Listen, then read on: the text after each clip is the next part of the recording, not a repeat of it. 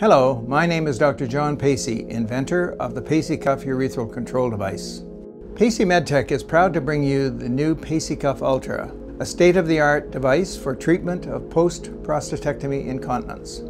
The Pacey Cuff has three parts: the upper vascular protective hood, the lower urethral compressive part, which stops urine flow, and the Velcro strap, which maintains the compression between the upper and lower part.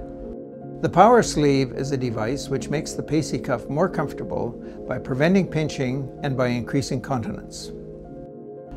Apply the power sleeve to the midshaft of the penis and attach the Velcro. It should be snug but not tight.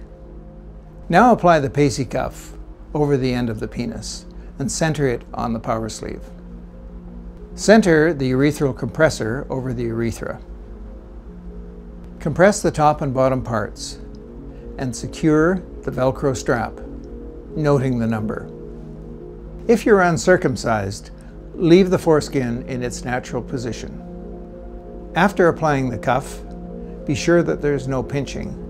This can be checked manually and visually. Empty the bladder every 1 or 2 hours by releasing the compression of the Pacey Cuff.